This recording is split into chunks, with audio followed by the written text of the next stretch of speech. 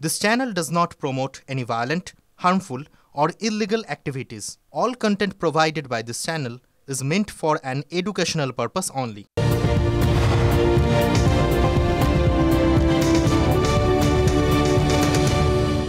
নমস্কার, দেখছেন টিভি9 বাংলা। রয়েছে আমি শুভজিৎ মিত্র। ঘড়ির কাঁটা বলছে সন্ধ্যে ৭টা মানে আপডেট বাংলা।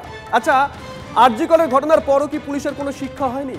তা না হলে কেন জয়নগরে 10 বছরের নাবালিকা খুনের তদন্তেও হাইকোর্টের প্রশ্নের মুখে পুলিশকে পড়তে হবে? মা বাবা গতকালই ধর্ষণের অভিযোগ করেছিলেন। সুরাত হল রিপোর্টও ইঙ্গিত যৌন নিগ্রহ হয়েছে। তারপরও কেন পুলিশ পক্সো আইনে মামলা রুজু করলো না? প্রশ্ন বিচারপতি তীর্থঙ্কর ঘোষের। আর কি বলেছে হাইকোর্ট, দেখুন প্রতিবেদন। তিলোত্তমা খুন ধর্ষণ তদন্তে বারবার মুখ পুরলেও কি শিক্ষা হলো না পুলিশের? জয়নগরে নাবালিকা খুনের তদন্তেও পুলিশি গাফিলতির বিস্ফোরক অভিযোগ। আদালতে প্রশ্নের মুখে পুলিশের ভূমিকা, অসন্তোষ প্রকাশ খোদ বিচারপতির।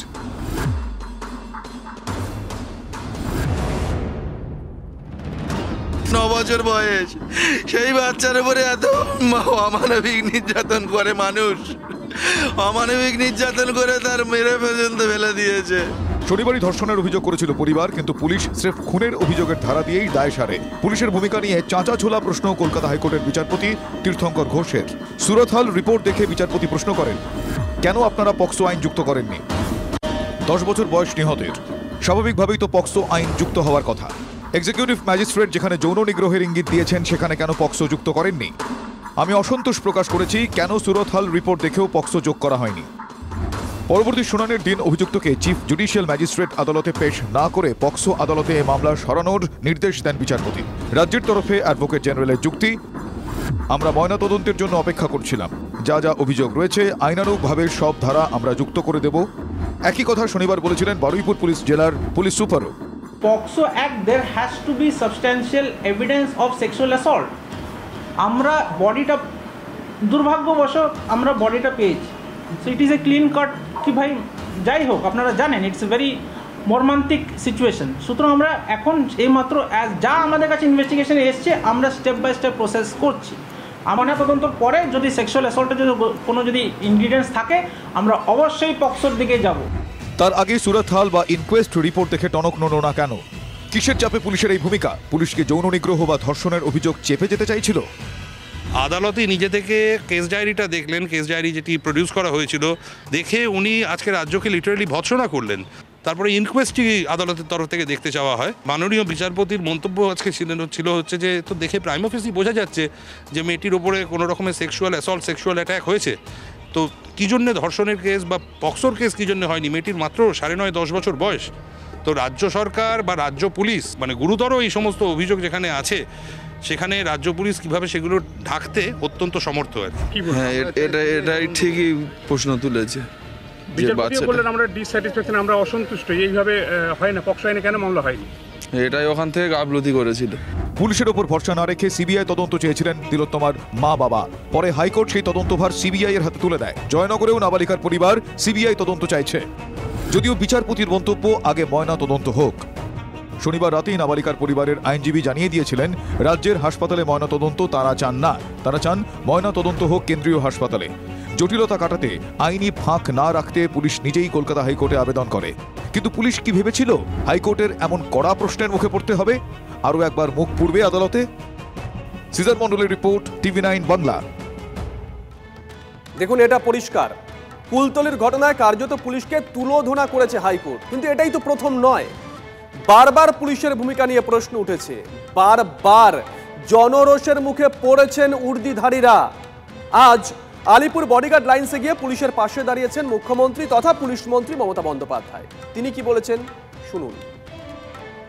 1000টা কাজের মধ্যে একটু ভুল ত্রুটি হয়ে গেলে অজ্ঞাতভাবে, অজানাচিতভাবে, অজানাভাবে, আননোয়িংলি সেটাকে নিয়ে অনেকে অনেক উল্টোপাল্টা কথা বলে, কুৎসা করে, চক্রান্ত করে, অপপ্রচার করে।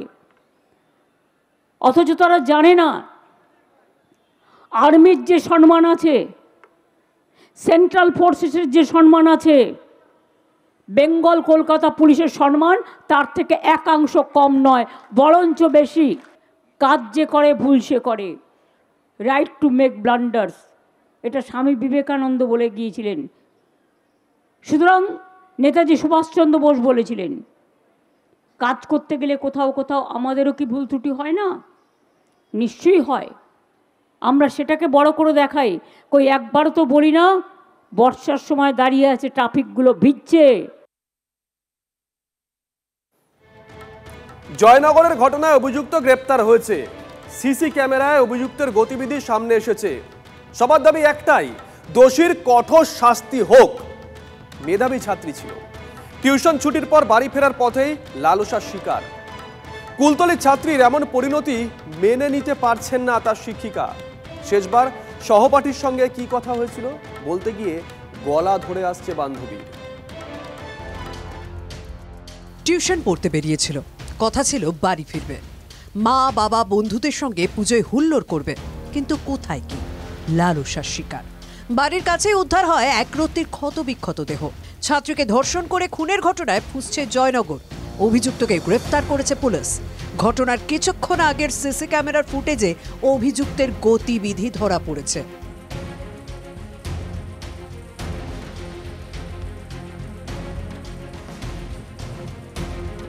ফুটেজে মহিষমারি বাজারে অভিযুক্তকে দেখতে পাওয়া যায়।